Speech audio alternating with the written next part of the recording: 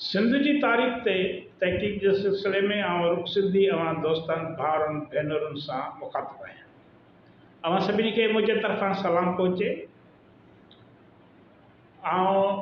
उन्हनि दोस्तनि खे गुज़ारिश कंदुसि जिन अञा सूदो चैनल सब्सक्राइब न कयो आहे त हू चैनल सब्सक्राइब कनि, पंहिंजनि दोस्तनि सां वीडियो शेयर कनि, जीअं सिंध जी तारीख़ बाबति ही असांजी कावश जेका आहे सा वधि खां वधि साथियुनि ताईं पहुची सघे।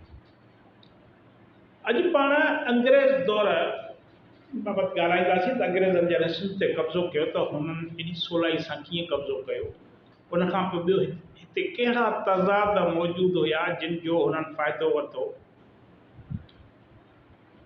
तव्हांखे ॿुधाईंदो वञा त 1843 में अंग्रेज़नि बरसगीर जे ॿियनि इलाइक़नि ते कब्ज़ो करण बैदि सिंध ते कब्ज़ो कयो। उन वक़्तु सिंध टालपुरनि जे हुक्मरानी हेठि हुई।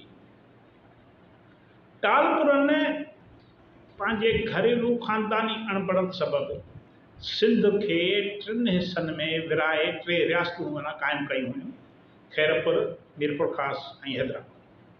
हुननि जा जेके पाण में इख़्तिलाफ़ हूंदा हुया उहे दुश्मनीअ जी हद ते हूंदा हुया, एतिरे क़दुरु जो हू हिक ॿिए खे नीचो ॾिवाइनि, हिक ॿिए खे कमज़ोर करण लाइ दुश्मन जो सहारो वठंदा हुया। ख़ासि करे खैरपुर रियासत जी सूरत हाल इहा हुई, उतां जो हुक्मरान जी इहा सूरत हाल हुई त जॾहिं अंग्रेज़नि सिंध ते कब्ज़ो कयो त उन्हनि जो साथ ॾिनो। हाणे अंग्रेज़नि खे सिंध खे ग़ुलाम बणाइण में तमामु घणी आसानी थी, छाजे करे जो सिंध विरायल हुई। हाणे इन सिंध खे ठीकु आहे, हू अंग्रेज़नि सॼे बरसगीर खे ग़ुलाम बणायो, बाद में सिंध ते बि हमलो कयो, सिंध खे बि ग़ुलाम बणायो। हितां जे हुक्मराननि एॾी ताक़त न हुई जीअं ॿियनि रियासतुनि जे हुक्मराननि सरेंडर कयो, साॻी तरह हिते बि इहा सूरत हाल थियणी हुई। पर घटि में घटि जेकॾहिं सिंध 3 हिसनि में विरायल न हुजे या सिंध जा हुक्मरान हिक ॿिए जा वेरी या मुखालिफ़ न हुजनि हा त हुननि खे एॾी आसानीअ सां सिंध फ़तह करण जी ज़रूरत न थी। न असांजा हुक्मरान पाण में विढ़ंदा, न वरी सिंध खे टुकड़ा टुकड़ा करे 3 हुकूमतुनि जो बुनियाद विझनि हा। जेकॾहिं उहे गॾु हुजनि हा त शायदि हिते सूरत हाल ॿी हुजे। बहरहाल पंहिंजनि माण्हुनि जी गद्दारी ऐं बुज़दिली करे अंग्रेज़नि सिंध खे ग़ुलाम बणायो। उनखां पोइ हुननि वेढ़ायो ऐं हुकूमत करियो जी पॉलिसी ते अमल कई। सॼी दुनिया में अंग्रेज़नि ईअं कयो त जिते बि वेंदा हुआ उतां जे मुल्क, क़ौम या इलाइक़े जे तज़ादनि खे ॾिसी माण्हुनि खे पाण में वेढ़ाईंदा हुया। पोइ हिकिड़नि खे पंहिंजे पासे कंदा हुआ, उन्हनि जी मदद कंदा हुआ, उन्हनि खे हथियार पमार ॾींदा हुया, ॾोकड़ पैसा ॾींदा हुआ ऐं ॿियनि खे कुचलींदा हुया। पोइ सभिनी खे कमज़ोर करे पंहिंजे कब्ज़े हेठि रखंदा हुया। त हिते बि हिननि इहा ई पॉलिसी कई। हाणे हिते हिकिड़ो ॿियो सुवाल त पैदा थिए त अंग्रेज़नि खां पोइ अंग्रेज़नि हिकिड़ो वॾो जेको आहे सो तज़ाद सिंध में जेको पैदा कयो या उनखे हवा ॾिनी या उनखे वधीक पुख़्तो कयो, उहो हो मज़हब जे बुनियादनि ते, मज़हबी तअसुब जे बुनियादनि ते हुननि सिंधी क़ौम खे विराइण लाइ पंहिंजूं सभु क़ुवतूं इस्तेमालु कयूं। ऐं छो इहो तज़ाद पैदा थियो, उन जा सबब इहा हुआ त जॾहिं मीरनि जी सिंध ते टालपुरनि जी हुकूमत हुई त मीरनि मज़हबी तअसुब जो बुनियादु विधो। न सिर्फ़ु मज़हबी तअसुब पर नस्ल परस्तीअ खे वधायो। मीरनि जे टालपुरनि जे दौर में सिंध में सिर्फ़ु जेके बलोच जेके कम्यूनिटीज़ हुयूं उहे हुक्मराननि जे वेझो हुयूं। उन्हनि खे हुक्मराननि तरफ़ां सहूलियतूं मिलंदियूं हुयूं, जागीरूं मिलंदियूं हुयूं, ॿियूं हुकूमती रिआयतूं मिलंदियूं हुयूं। पर जेके ग़ैर बलोच कबीला हुया या नस्ल जा माण्हू हुया उन्हनि खे धिकारियो वेंदो हो, नज़रअंदाज़ कयो वेंदो हो। इहा सूरत हाल जेका आहे उन वक़्त जी किताबनि में आहे, तारीख़ जी किताबनि में। ऐं उनखां सवाइ हिननि मीरनि जेको आहे सिंध में हिंदू ऐं मुस्लमान में एॾो तज़ाद उभारियो जो हू हिक ॿिए खां परे थी विया। माना ॿिए दर्जे खां बि टीं दर्जे चौथे दर्जे जो शहरी हिंदुनि खे सम्झो वेंदो हो। हाणे जॾहिं अंग्रेज़नि हिते कब्ज़ो कयो त हुननि वटि पहिरियां ई जेका इहा मालूमात हुई त हिते मज़हबी तसुब मौजूदु आहे, मज़हबी तज़ाद मौजूदु आहे, उनखे सिर्फ़ु हवा ॾियणी आहे। माना दूंहों दुखे थो पियो, सिर्फ़ु उनखे फूकू ॾेई उनखे बबड़ बनाइणो।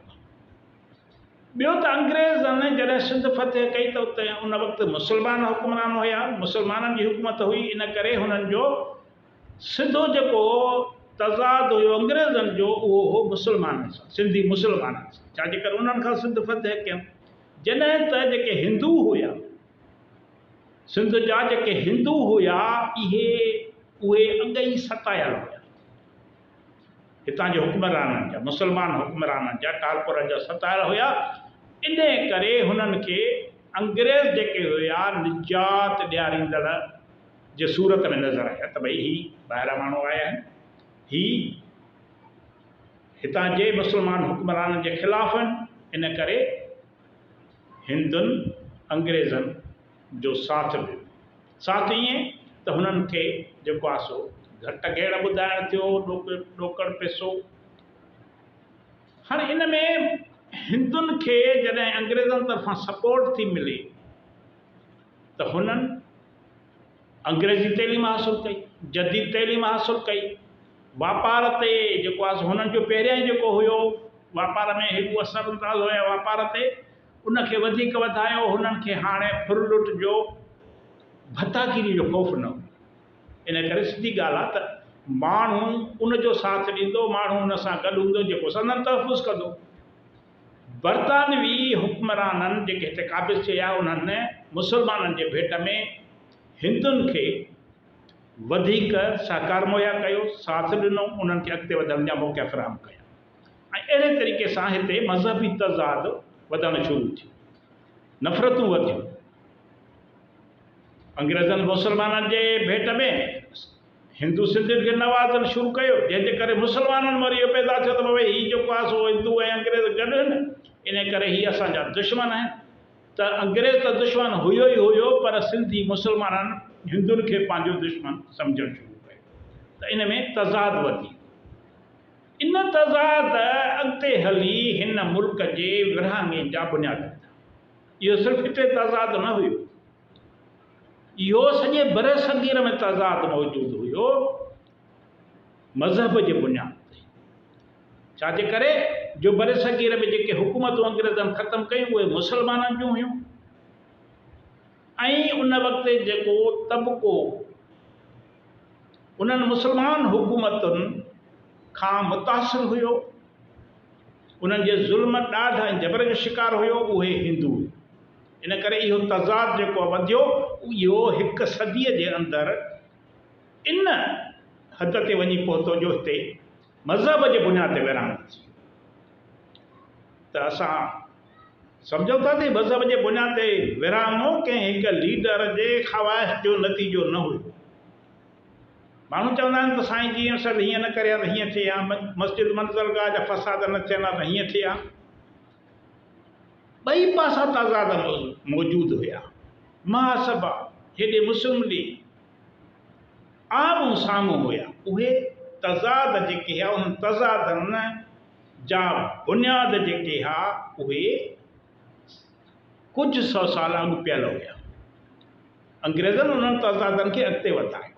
माना जेके टांडा दुखिया पे उन्हनि खे हुननि बबड़ में तब्दील कयो ऐं विराम थी। अवां जी वॾी वॾी महिरबानी। ईंदड़ वीडियो ताईं इजाज़त।